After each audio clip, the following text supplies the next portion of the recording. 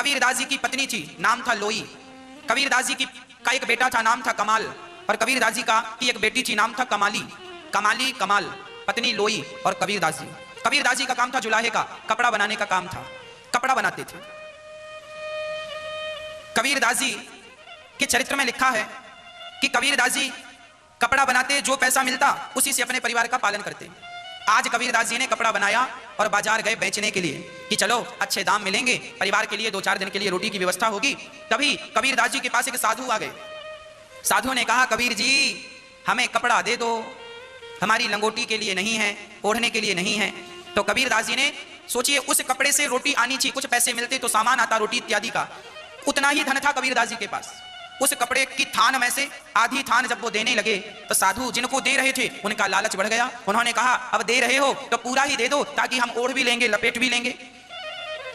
कबीरदास जी के मन में आया कि अब इन संत के अंदर इसके प्रति भाव जाग गया है लेने का, अब ये वस्तु मुझे रखनी नहीं चाहिए। कबीर जी ने पूरा कपड़े का थान दे दिया। अब कबीरदास जी विचार करने लगे, अब मैं अपने घर जाऊंगा तो मेरी बेटी कहेगी पिताजी भोजन लाए होंगे, मेरा बेटा कहेगा पिताजी कुछ भोजन लाए होंगे, पर मेरे पास तो कुछ है ही नहीं। तो कबीरदास जी छिप गए, पास में जंगल था, वहां चले गए, पेड़ के नीचे बैठकर सीताराम राम राम राम राम राम राम राम सीताराम सीताराम कबीरदास जी जाप करने लगे राम राम का। जब राम नाम का जाप, घर में रोटी नहीं है, बच्चे भूख से तड़प रहे हैं, और कबीरदास जी जो सामान था कपड़ा इत्यादि वो दान कर दिया, अब बच्चे भूख से तड़प रहे हैं। कबीरदास जी बोले, घर जाऊंगा बच्चों की तड़प देख ना पाऊंगा, इसलिए यहीं बैठूं और भगवान का चिंतन करूं। भगवान पर अति विश्वास जब था हुआ कबीरदास जी को, राम राम जप रहे हैं। यहां कबीरदास जी राम को याद कर रहे हैं, और वहां राम जी ने एक सेठ का रूप बनाया, भगवान श्री राम ने सामान भरा गाड़ी में, और कबीरदास जी कहां पहुंच गए। अरे भाई कौन हो? कबीरदास जी की पत्नी आई, कौन हो? कबीरदास जी ने सामान बेचा है, उनका कपड़ा बहुत महंगा बिका है। देखो दान किया था ना कबीरदास जी ने, कपड़ा एक संत को दान कर दिया, वो संत कोई और नहीं थे, स्वयं भगवान। पहुंच गए परीक्षा लेने की, देखूं कि ये देते हैं कि नहीं। भगवान सब पहुंचे तो भगवान का नाम, भगवान का दिव्य स्वरूप, उन्होंने दान किया, वस्त्र का दान किया। तो दान किया, दान कभी नष्ट नहीं होता, देर सवेर दान का परिणाम, दान का फल हमें मिलता ही है। कबीरदास जी को तुरंत मिल गया। भगवान स्वयं उनके यहां सामान में बढ़िया दाल चावल घी शक्कर गुड़ भर भर के गए और सामान उतारने लगे। कबीरदास जी की पत्नी बोली, इतना सामान? बोले हाँ, बहुत महंगा बिका है। 4 दिन हो गए कबीर जी को, अभी लौटे नहीं। तब कबीर जी को लगा चलो अब चल के देख लेना चाहिए घर की स्थिति क्या है। तब कबीरदास जी वापस आए तो देखा तो पत्नी बड़ी चंगा, बच्चे बड़े प्रसन्न, खा रहे हैं पी रहे हैं। कबीर जी बोले पत्नी से, देवी ये सब सामान कहां से? बोले आपका ही तो कपड़ा महंगा बिका है, उसी से तो ये आया है। कोई आया था गाड़ी में भरकर। कबीरदास जी समझ गए, प्रभु मेरे कारण आपको इतना कष्ट उठाना पड़ा, मेरे घर राशन पहुंचाने आपको आना पड़ा। कबीरदास जी रोने लगे और वो सामान उठा उठाकर भंडारा बना बना करके बढ़िया पूरी सब्जी खीर बनाकर संतों को लुटाने लगे। ले जाओ भैया, ये प्रसाद है, प्रभु ने दिया है, सब पाओ सब पाओ। जितनी संपत्ति आई सब दान पुण्य करके भोजन करा के फिर दे दिया। पर भगवत कृपा ऐसी हुई कि कबीरदास जी के यहाँ स्वयं भगवान राशन देने आया करते थे, स्वयं भगवान उनका भरण पोषण करते थे। जब हम भगवान में समर्पण करते हैं, जैसे छोटा सा बच्चा माँ की गोद में है, माँ के भरोसे है, ना वो चल पाता है, ना वो कमा पाता है, ना अपने से खा पाता है, तो माँ बाप ही कमा कर उसे खिलाते हैं। खाता नहीं है तो माँ उसके मुंह पे डालती है थोड़ा थोड़ा और बच्चा खाता है। जैसे छोटा सा बच्चा माँ बाप के अधीन है, उसी प्रकार जब ये जीवात्मा पूर्ण रूप से भगवान के अधीन हो जाता है तो भगवान स्वयं इसका पालन पोषण करना शुरू कर देते हैं। भगवान तब तक पालन नहीं करते जब तक कि आप समर्पण ना कर दें। जब समर्पण कर देंगे तो पालनहार स्वयं भगवान कर रहे हैं, ये आपको बिल्कुल प्रत्यक्ष दिखने लग जाएगा, ये दिखने लग जाएगा, कोई आश्चर्य नहीं है, ये सब दिखेगा। प्रिय भक्तों, श्री कबीर जी ने भगवान का विश्वास नहीं तोड़ा, भगवान पर पूर्ण श्रद्धा रखी।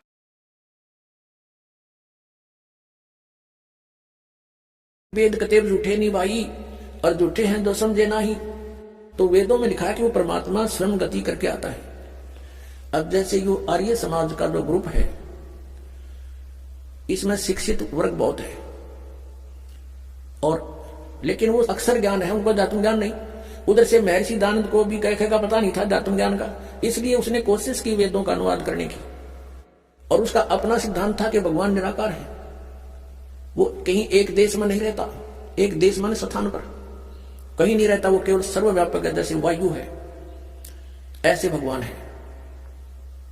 भले आदमियों, निराकार परमात्मा इतनी बड़ी बड़ी स्ट्रक्चर कैसे बनाओगा वो?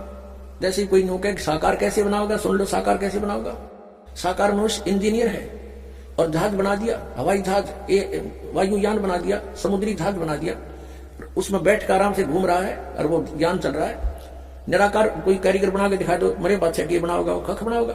तो ऐसे परमात्मा मनुष्य सदृश है, उनकी वो अमित औजा है, उसकी शक्ति का कोई वार पार नहीं है, उनके वचन से सब कुछ हो जाता है। जैसे आप हम देखा करते हैं, जादूगर होते हैं, अपने मुख में एक छोटी सी गोली कंचा, इतना वो कंचा होता है, उस गोली को मुख में डालते हैं और थोड़ी देर में करके इतना बड़ा मुश्किल तो कर मुंह में तो पत्थर बना देते हैं और नो पटक दे, पट्टा उठा के देख लो कति पत्थर है।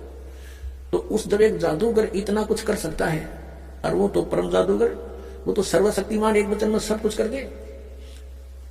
तो ऐसे ही उस परमात्मा की महिमा से हमने परिचित होना। उस परमात्मा ने कहते हैं एक शब्द में सब किया, सकल जमी आसमान, एक वचन में सब कुछ बना दिया। तो समर्थ है उसको, वो कुछ भी कर सकता। तो वो जानकारी स्वयं यहाँ कर दी। और ये निराकार बताओ भगवान को, और वेद के साकार है, निराकार है, मनुष्य सदृश है वो अपनात्मा। इसलिए परमात्मा कहा करते, मोती मुक्ता दर्शत नाही, ये जग है सब अंदरे, दिक्कत के तो निर्णय चसम, इनका फिरा मोतिया बंदरे। ये दिक्क है विद्वान पुरुष और महर्षि को हमें, इनका मोतिया बंद है। जिसका मोतिया बंद हो आंखों में, आंखें तो दिखाई देती हैं जैसे बड़ा स्वस्थ आंखें हैं, सब कुछ दिखता होगा, लेकिन वो नपट अंधा है जिसका मोतिया बंद हो गया दोनों आंखों में। तो परमात्मा कहते हैं कि तुमने ये महर्षि दिखाई दे, गुरु ब्राह्मण दिखाई देते हैं, ये मंडलेश्वर, इनका मोतिया बंद हो रहा है, इन्हें अपने सदग्रंथों में लिखी हुई सच्चाई का नहीं पता। और फिर निराकार कहते हैं। अब दिखाते हैं आपको परमात्मा की सारी स्थिति, देखिएगा। ऋग्वेद मंडल नंबर 9, ऋग्वेद मंडल नंबर 9 अब दिखाते हैं, और सूक्त नंबर 86। भगवान साकार है या निराकार है, वो कैसी लीला करता है।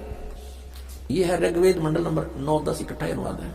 यह है सार्वदेशिक आर्य प्रतिनिधि सभा, महर्षि दानंद भवन, रामला मैदान, नई दिल्ली से ये प्रकाशित है। और ये मुद्रक के Prince offset printer 1510 Pataudi house Daryaganj, नई दिल्ली से ये छपा है, छपा खाना चाहिए। अब देखना, ये है ऋग्वेद मंडल नंबर 9 और सूक्त 86 का मंत्र नंबर 26। इसमें लिखा कि यज्ञ करने वाले यजमानों के लिए परमात्मा, यज्ञ करने वाले माने धार्मिक अनुष्ठान यानी साधना करने वाले यजमान माने भक्तों के लिए परमात्मा सब रास्तों को सुगम करता हुआ उनके विघ्नों को मर्दन करता है और उनको पवित्र करता हुआ और अपने रूप को सरल करता हुआ वह कांति में परमात्मा। यह लिखना था कबीर देव, कवि कोई भी सर्वज्ञ नहीं हो सकता जिसको सारा ज्ञान हो। कवि कविता बना सकता है, ये कबीर देव लिखना था। वो कबीर देव विद्युत के समान यानी आकाशीय बिजली की तरह सेकंड में नीचे आ जावे, क्रीड़ा करता हुआ, ऐसे ढीला करता हुआ वर्णीय पुरुष को यानी अच्छी आत्मा को प्राप्त होता है। अच्छी आत्मा को आके मिलता है, जैसे आदरणीय धर्मदास जी को मिले, आदरणीय नानक साहिब जी को मिले, आदरणीय मुल्कदास साहिब जी को मिले, आदरणीय दादू साहिब जी को मिले, आदरणीय गरीबदास साहिब जी गांव छुरानी जिला दद्दल हरियाणा वाले को मिले, आदरणीय गीसा दास साहिब जी गांव खेखड़ा यूपी मेरठ वाले को मिले। तो अच्छे पुरुष को आकर प्राप्त होता है। वो कहाँ रहता है भगवान? 27वें श्लोक में, ऋग्वेद मंडल नंबर 9 और सूक्त नंबर 86 का 26 पढ़ कम 27 में पा गए। इसमें इन्होंने ये जो निराकार मानते थे भगवान को और वेद बता रहे हैं, वह परमात्मा प्रकाश पुंज परमात्मा को, जो परमात्मा ध्रुवलोक के तीसरे पृष्ठ पर विराजमान है, वहां रहता है। तीसरे एक स्थान पर रहता है ध्रुवलोक के यानी उस तेजो में लोक सतलोक के एक स्थान पर, तीसरे स्थान पर विराजमान है, स्थान पर विराजमान है, वहां रहता है। निराकार के ऊपर भगवान जो वहां बैठा है, आगे दिखाते हैं। यह है ऋग्वेद मंडल नंबर 9 सूक्त 82 का, ऋग्वेद मंडल नंबर 9 और सूक्त 82। और यहां देखें, यह है 82वां, 81वां समाप्त हुआ, यह 82वां शुरू हो जाता है। इसका प्रथम मंत्र इसमें लिखा है कि जो सर्वोत्पादक प्रभु, सबकी उत्पत्ति करने वाला परमेश्वर प्रकाश रूप है। इसका अर्थ है वो तेजो में रूप साकार है, सद्गुणों की वृष्टि करने वाला, पापों का हरण करने वाला, पाप नाश करने वाला, पाप क्षमा करने वाला है, वह राजेव, राजा के समान। राजेव इसका अर्थ है राजा के समान आगे लिखा है। ये देखना, ये 269 प्रश्न पढ़ रहे हैं, कोई भ्रमत कर देगा दूसरा प्रश्न दिखा दिया होगा। ये 270 दिखाऊंगा, ये देखो 270 यहां लिखा है। 82 का पहला पढ़ रहे हैं, 82 का 9 के 82 का। राजा के समान दर्शनीय है, वो देखने योग्य है, विजिबल है, वो साकार है, राजा की तरह तो मनुष्य जैसा ही हुआ, और वह है पृथ्वी आदि लोक लोकांतरों के चारों ओर सदयमान हो रहा है।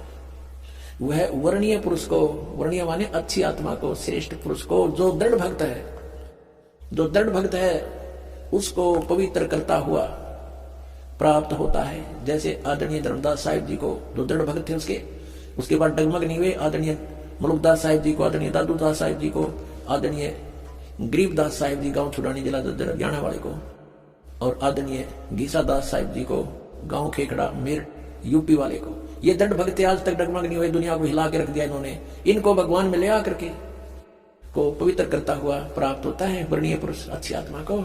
जिस प्रकार विद्युत माने आकाशीय बिजली स्नेह वाले स्थानों को आधार बनाकर प्राप्त होता है। देखो कितना स्पष्ट किया इन्होंने। ऋग्वेद मंडल नंबर 9 और सूक्त नंबर 81 में कति कंसेप्ट क्लियर कर दिया कि वो परमात्मा राजा की तरह देखने जोगा है। राजा का अर्थ है कि वो शक्तिशाली होता है, मनुष्य सदृश ही है, राजा के समान है और साकार है, देखने जोगा है, और वो अच्छी आत्मा को वहां से चलकर आकर मिलता है। और जो दृढ़ भक्त होते हैं उनको मिलता है, अन्य को नहीं। जैसे आकाश की बिजली, आकाशीय बिजली गिरती है, वो किसी वस्तु पर गिरती है जहां उसका विशेष अट्रैक्शन बनता है।